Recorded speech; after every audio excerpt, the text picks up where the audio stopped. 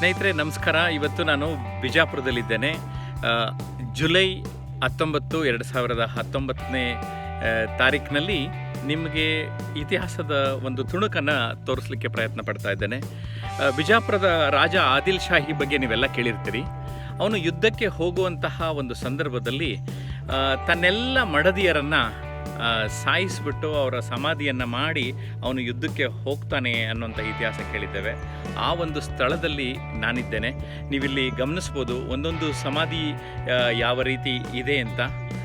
ಇಲ್ಲಿಯ ಸ್ಥಳೀಯರೊಬ್ಬರು ಹೇಳಿದ್ರು, ಒಬ್ಬಳು ಹೆಂಡತಿ ಮಾತ್ರ ತಪ್ಪಿಸ್ಕೊಂಡು ಬೇರೆ ಊರಿಗೆ ಹೋಗ್ತಾಳೆ. ಅದು ಬೇರೆ ಊರಿನಲ್ಲಿ ಸುಮಾರು ವರ್ಷ ಆದಮೇಲೆ ಆಕೆ ಸತ್ತು ಆಕೆಯ ಸಮಾಧಿಯನ್ನು ಕೂಡ ಮಾಡಿದ್ದಾರೆ ಅಂತ.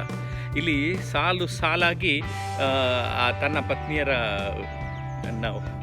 ಇಲ್ಲಿ ಹೂಳಿ ಇಲ್ಲಿ ಸಮಾಧಿ ಮಾಡಿರುವಂಥದ್ದನ್ನು ನೀವೆಲ್ಲ ಗಮನಿಸ್ಬೋದು. ನೋಡಿ, ಸಾಲಾಗಿದೆ. ಒಂದೊಂದು ಸಮಾಧಿಯ ಹತ್ರದ ತೋರಿಸ್ತಾ ಇದ್ದೇನೆ.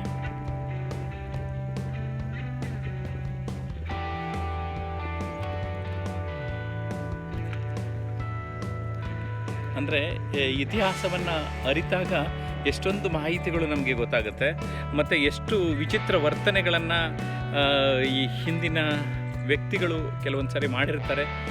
ತುಂಬ ಆಶ್ಚರ್ಯ ಆಗ್ತದೆ. ಜೊತೆಗೆ ಇಂತಹ ಒಂದು ಘಟನೆ ನಿಜವಾಗಿ ನಡೆದಿದೆಯಾ ಅನ್ನುವಂತಹ ಸಂದೇಹ ಬರ್ತದೆ. ಆದರೆ ಸಾಕ್ಷೀಭೂತವಾಗಿ ಈ ಒಂದು ಸ್ಥಳ ಇರುವಂಥದ್ದು ನೀವು ಗಮನಿಸಬೇಕಾಗ್ತದೆ.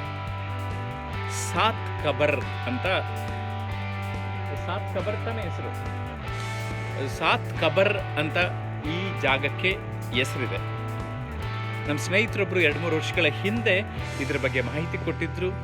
ಈಗ ನಾನು ಈ ಜಾಗವನ್ನು ನೋಡಲೇಬೇಕಂತ ಆಗಮಿಸಿ ಈ ಜಾಗವನ್ನು ನಿಮಗೂ ಕೂಡ ಪರಿಚಯಿಸ್ತಾ ಇದ್ದೇನೆ.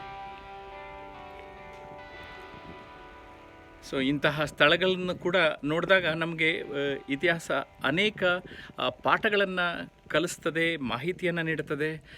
ನಾವು ಅದರಿಂದ ಏನೋ ಒಂದು ವಿಷಯನ ತೆಗೆದುಕೊಳ್ಳುವಂಥದ್ದು ಕೂಡ ಇರ್ತದೆ.